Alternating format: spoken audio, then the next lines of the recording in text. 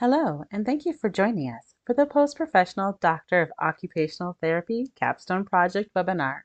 I am Cheryl, and I'll be your host today. In this webinar, we're going to be discussing the Capstone Project inside the Post-Professional OTD program at the University of Montana. We'll be doing a brief overview as well as discussing the desired outcomes and benefits and what comes next in relation to the Capstone Project. Our presenters today are going to be Dr. Janine Sibla and Dr. Adrian Lauer. Dr. Sibla, would you like to introduce yourself? Hello, everyone. Thank you for joining us. I'm Dr. Sibla, and I'm the Capstone Coordinator for Rehab Essentials. I look forward to meeting you and telling you more about our capstone process at Rehab Essentials. And Dr. Lauer. Thanks so much. And I'm Dr. Adrian Lauer, and I'm the Post-Professional OTD Program Director at Rehab Essentials, working very closely with Dr. Sibla and the whole team to guide you all in your post-professional doctorate pathway and get started learning more and understanding what the Capstone Project is all about. Wonderful. And I'm going to go ahead and turn the presentation over to you, Dr. Lauer, to discuss ppOTD versus the entry-level program. Thanks so much. And we want to help everybody listening to distinguish between the entry level versus a post-professional degree. We don't take for granted that everybody understands the delineation between those two degrees. So whether you're in an entry-level OT degree program or a post-professional, both programs confer a Doctorate of Occupational Therapy. So maybe that's where some of the mystery or the confusion at times for students happens. Both programs are evidence-based, look at clinical research, look at advocacy, and for both programs, capstones are required. The real distinction is that on an entry-level program, those are designed for students who do not have an occupational therapy education or a degree already, versus the post-professional where somebody's coming into our program with already a bachelor's degree and or a master's degree in occupational therapy. Hence the wording post-professional, they already have this degree and they're just learning more, adding to their knowledge and adding to the profession. The entry-level doctorate prepares a student to sit for that initial NBCOT exam, and the post-professional therapist clearly remembers that they already sat for that exam. The entry level is preparing to be a career occupational therapist. There's field work and there's experiential components to it, most usually, of course. And then the post-professional, this is someone who is probably in a working role already. This program is specifically designed for persons that are keeping in mind that they already have full-time work and that they're trying to fit this education in on top of that. It's usually for someone, quite often for someone who's in academia and an academic role and is typically looking to stay in that academic role and earn their post-professional degree. And or someone who's looking for the time and the place and the space to assume a leadership role or increase their clinical practice, and again, maybe work in the community and do some program development or outcome measures for something that they're doing within the community. So there's a distinct difference between the entry level and post-professional, and we want everybody to understand that. Sometimes it's simply put and sometimes it's confusing. There you go.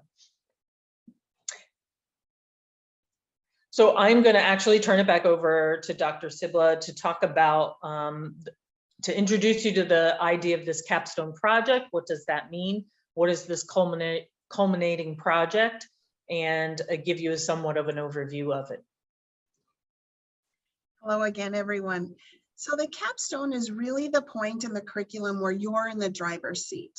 You get to choose your project within some parameters.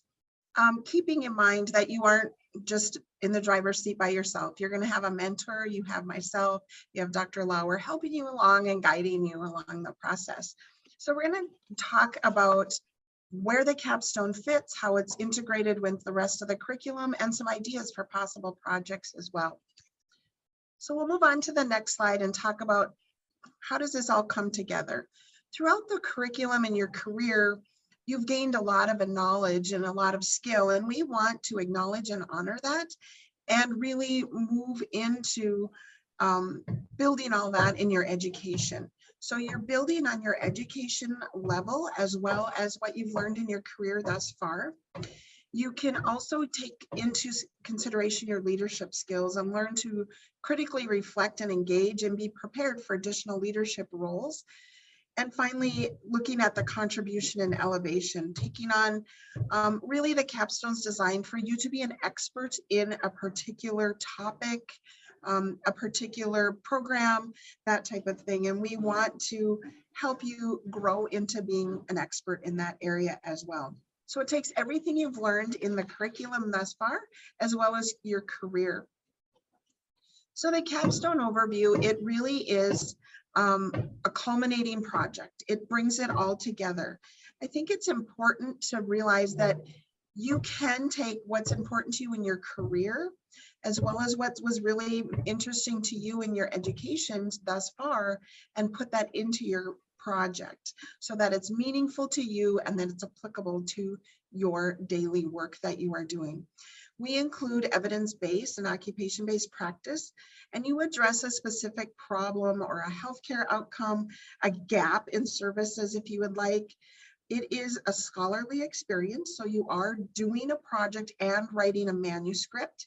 It's guided by an expert mentor, and that mentor is selected through a collaborative process between you and I. And we also bring in others. If I don't know an expert and you're not sure, we have lots of resources at Rehab Essentials to find one for you. The project includes some critical thinking, identifying the problem, a proposal development. What do you want to do? What's the literature say about it? And so you bring that forward. You actually implement the project and have a method to evaluate the effectiveness of your project. So it's the collection of information, analyzing that information, and addressing a need or something that's available, something that's a need in the community or within healthcare as a whole. So if you look at our outcomes, we want to incorporate evidence-based practice. As I mentioned before, we address a specific outcome, and we want to implement changes in practice to address an outcome or an issue. There is that scholarly experience. As I said, it's the project itself as well as writing that manuscript. There is some dissemination of your information as well within the course, and we discuss possible other avenues for dissemination following graduation. So in terms of the project, you actually get to choose your project and bring it to life. You focus on the curriculum and what you found interesting. You get to invest your knowledge. What are you passionate about? What do you really love about being an OT, and what do you want, where do you want to grow? And how do you want to impact practice, and specifically your practice? So there's a variety of areas that you can do your project in, and we're going to talk about those more in depth in a bit, but looking at research or administration and leadership, program development, those types of things. So there's two courses. There's Capstone 1 and Capstone 2. Capstone 1, we really get a firm understanding of what the capstone is, what it all entails. You develop your idea and submit a proposal, and you complete a literature review. Just getting started, what's the literature say about your topic? Some students need to complete a needs assessment to know exactly what their final product will look like. And you come up with a plan, and so that you have a map set for yourself between you and your mentor and myself, and we're all on the same page, so we get the project completed with an on-time graduation. And finally, just finalizing that plan in the first semester of capstone education. Capstone 2 is the actual implementation of the project. So you know what you're going to do. You actually do your project. How effective was it? You operationalize those definitions, you synthesize all the data that you collect, your findings, and you write a manuscript in APA format, and you create a short PowerPoint voiceover for your peers to listen to your project. So you get to hear everyone else's project. But we also discuss, maybe it's something that you could submit a poster to AOTA conference in the future, or a state conference, or how you can move forward with your project following graduation. So some examples. First of all, administration and leadership. You may want to, in an administrative role, take on analyzing financials for an organization, or looking at onboarding processes for new hires. You may also want to do something related to leadership, looking at different leadership styles and honing in on your own style and doing what's the literature say. Example would be applying emotional intelligence to leadership and growing in that and having something very specific. It also could be working with leadership within your state or national organizations to grow in leading the profession forward. Program development is the most common one that students do. You probably have a million ideas of programs you would like to start within your own practice. This is an opportunity for you to do that and to bring that idea to fruition. Advocacy could be at the state and local level. It could be related to legislation, policy development, all those types of things. Education, certainly it's involved in higher ed, but you also could do, maybe you have something where you want to create a web-based education for a certain group of patients prior to them having certain procedures or those types of things. So it could be patient specific, it could be fieldwork student related. So education is not just higher ed, it could be much broader. Research is another area. Research is a little challenging, getting through the IRB process, that type of thing. Not impossible, but a little more challenging. If you're interested in that, we ask that you get started with that right away and we start moving forward early on in order to get that approved. Research must be approved by the institution to ensure safety of the subjects that are involved, so we aren't harming people.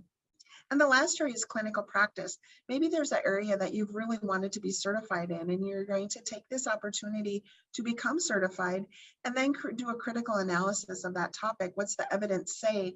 And write a paper related to that. Or you're going to provide some workshops, webinars related to that and implement a new program even within your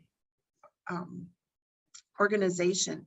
There's lots and lots of examples out there that you could look at. Some of them include, let me think a second. So I had a student recently who took a special evaluation that they were doing for home-based care and wanted to know if that allowed people to stay in their homes longer and if they had better outcomes, fewer falls, that type of thing. So really evaluating the effectiveness of a use of a specific assessment tool in OT. I also have had some students who worked in school-based systems that they did some teacher education programs in terms of when do I refer to OT, what are we looking for, and how do we really follow through with what the things that OT are doing within their services within that school-based system. So those are some examples, but you can do all sorts of things. You could work with a nonprofit organization and do adaptive dance for kids. You could work with the YMCA and get some adaptive swimming for kids with disabilities. It's really wide open what you might want to do. And I encourage you to look at your community as well. And what are the needs in your community?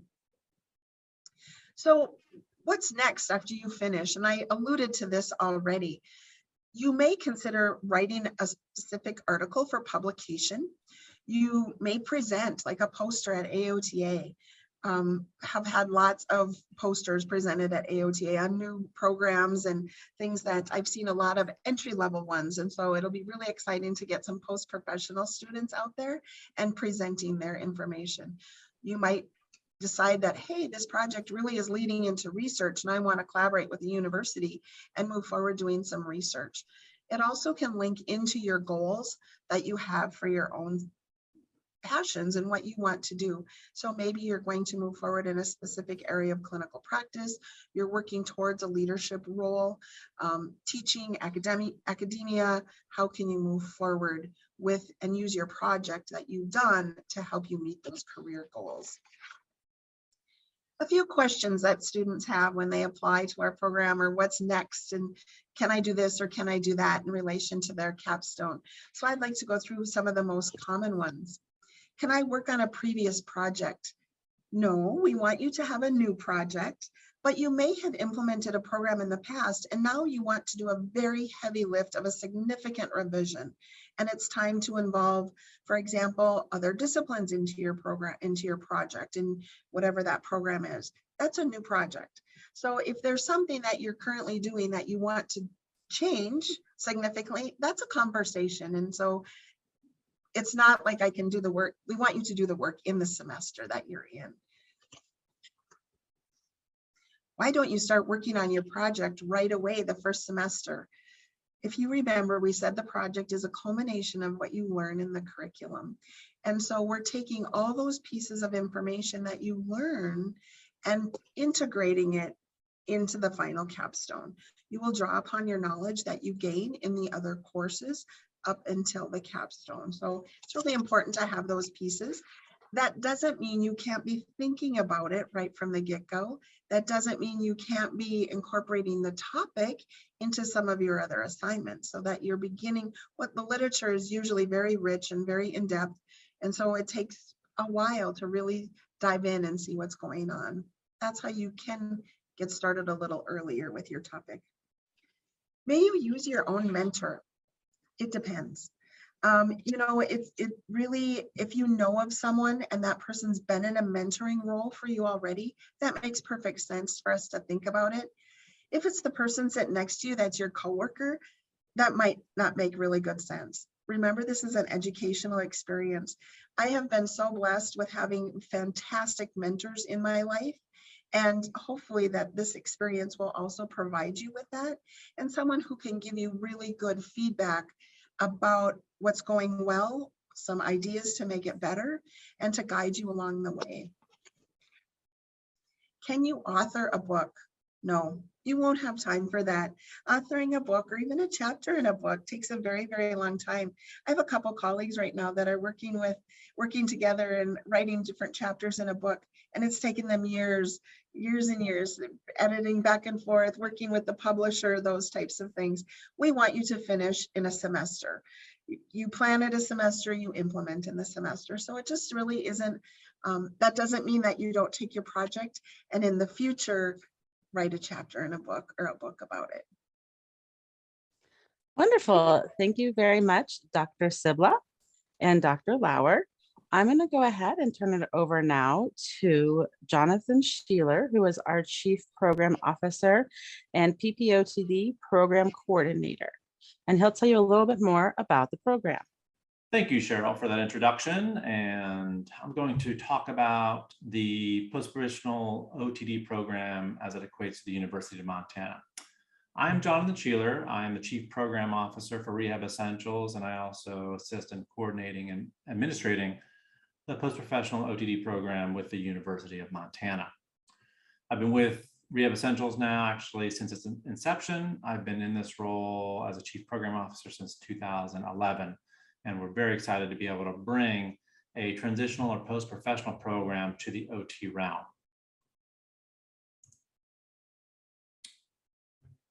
So Rehab Essentials, what do? We partner with institutions to provide a full post-professional curriculum. So you can kind of think of us as a department of post-professional transitional programs. With occupational therapy, you know, the occupational therapy professional is advancing to the doctorate profession. So therefore, we want to be able to allow anyone with a master's or bachelor's in occupational therapy to enter into that doctorate realm while still maintaining a life balance, still working, still having family commitments, still having social commitments. So we've designed this program with you in mind. Again, our main pillar is trying to maintain a balance between life, work, school, and even financial responsibility. One of those things is this is a completely virtual asynchronous program. I'll talk about that a little bit more, but virtual meaning it is 100% online. So therefore, you have access to the content material 24/7 within that semester. On day one of the semester, you will have access to 100% of the lecture material. You will have access to probably 90% of the graded requirements. And I say 90% because there are some discussion board graded requirements. So that involves peer-to-peer interaction. So obviously you can't complete those things until your peers actually participate in those things. But everything else, exams, assignments, you can see all that on day one of the semester. We've designed this program to be able to be completed within 5 semesters if you have a master's degree, 7 semesters if you have a bachelor's degree.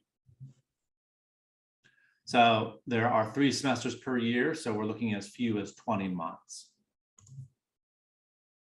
And then the asynchronous portion, all right? So asynchronous meaning you don't have to be online at 7 p.m. on a Thursday, 8 a.m. on a Saturday. You can review the lecture material as you see fit.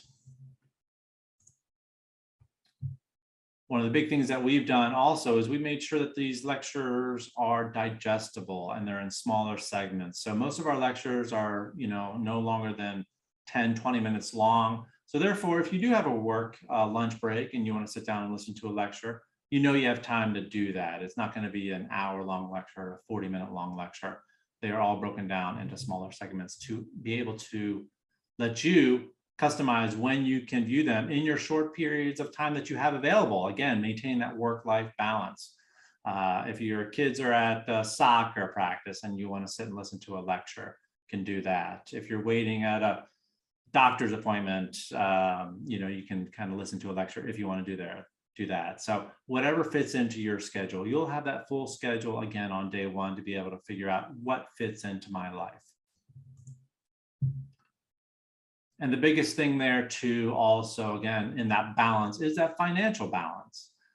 One thing, you obviously don't need the doctorate in order to practice. So we want to make sure that you are able to get to your goal and still not have to sacrifice going out to dinner, or eating ramen noodle, for the next 20 months of your life. So one of the things that we do when we partner with these institutions is we say, look, we want this tuition to be at a set level. For the University of Montana, it's $425 per credit. All righty, and that is due based upon the number of credits you're taking each semester. So you pay in little increments based upon the number of credits you're taking in each semester. The nice thing about the University of Montana as well is they allow what they call a deferred payment plan, which that then breaks up your payment into either 4 or 3 equal parts to make it even more digestible.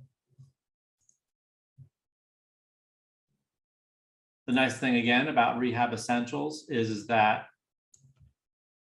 we have our own faculty. So we look for the content experts or the rising experts in their faculty to be able to bring the content to life for you and give you direct access to those individuals through a discussion board and through a direct messaging system as well. Again, just like you are all over the US or maybe all over the globe, our faculty, they are all over the US and sometimes all over the globe, depending on where they are at in their point in time. We do utilize Moodle currently, which is our learning management system, which gives you, again, access as long as you have a sufficient internet connection. And by sufficient, we're not talking about 100 meg download and all that stuff. We have individuals taking our programs in areas that have very spotty internet connectivity, and they are still able to successfully go through the program. Also, Moodle is a licensed material that we use. And in that, the licensing company has an app that will actually allow you to download the lectures at this point in time to be able to watch them offline as long as you're using the app. If you're using a desktop or laptop computer, you do need to be connected to the internet because the app does not function on a desktop, but it does work on a mobile device.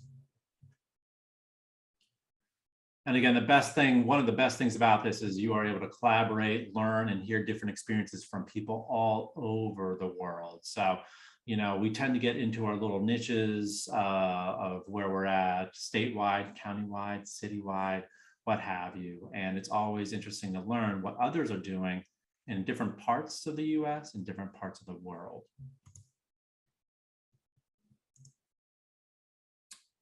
So the biggest thing, even if you don't choose the University of Montana, I recommend that you look for a post-professional program that is offered by an accredited university.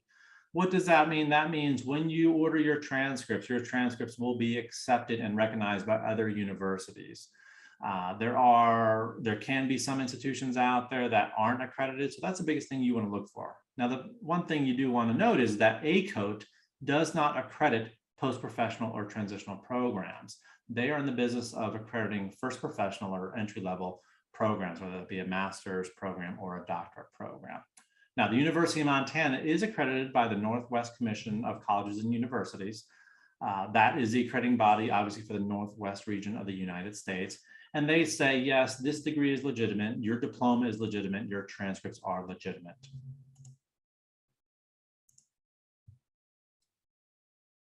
And again, the best thing out there is we are trying to elevate you to substantiate everything that you're doing by the research that backs it up.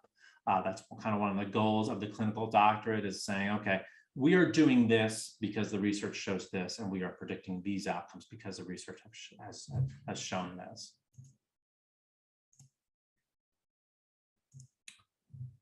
So the post-professional OTD program, as we have set forth, it is completed in a sequence. It's a sequential curricular methodology. So you're taking certain classes in certain semesters to get towards that doctorate. Again, as I mentioned, tuition is paid by semester, depending upon the number of credits you are taking in that semester. You can see the curricular outlay. In fact, you can see the actual financial outlay on our website. When you go into that, we like to be as transparent as possible, so you can plan for your future appropriately. With the University of Montana, we do have 2 tracks. It's based upon your occupational therapy degree. So if you have a bachelor's in occupational therapy, it's 41 credits, 7 semesters. Again, simple math here, 41 times 425, excuse me, comes out to be $17,425. Those estimated fees there, the federal government requires an online degree curriculum to provide a third-party proctoring service. That's what those fees are there. They run roughly about $35 per semester. If you have a master's in occupational therapy and you're transitioning to the doctorate, it's a 30-credit program. Again, 5 semesters with 3 semesters per year. Math there, 30 times 425 comes out to be $12,750. And again, those fees right there, that $35 per semester that you pay directly to the proctoring service.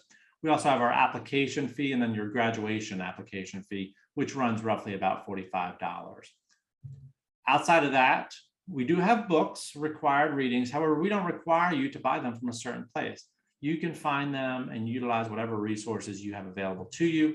You can look online at a used bookstore. You can do renting online nowadays. You can obviously purchase them used. So that is going to vary quite a bit. The application requirements, again, as I mentioned earlier, getting your OTD is not required for you to practice. This is something that you want to do to keep up with the profession. This is something you may have a personal goal to do. So therefore, we don't see a need to require multiple additional application requirements like letters of references, an essay stating why you want to do it. Those things are usually required to show that you are going to be a good candidate, you're going to be a good student, that you're going to have a drive to get to the end goal. You just wanting to do this when you don't need to do it, that is showing more drive than any reference we can get, that any letter that you can put together is going to show us. So therefore, we have really trimmed the fat when it comes down to the application requirements. We need your official transcripts. You need to fill out an application.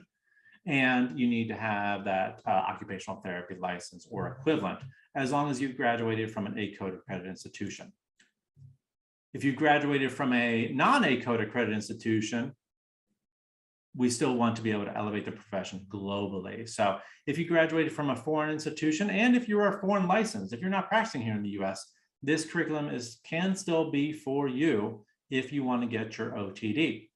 We just have a couple additional steps there. So one, we do need to make sure that your degree is equivalent to at least a US bachelor's or US master's in occupational therapy. You can go onto our website. We have a link there to a group called NACES, NACES.org. They are a governing body that has a bunch of members associated with it. You can choose any of those members to get your credentials academically evaluated. I see a lot of WES, World Education Service evaluations. They have a pretty good turnaround time, so you can check out them. Or you can check out any active member of NACES. And the other thing too is we want to make sure that you can succeed in this program, since it is all taught in English and everything needs to be submitted in English.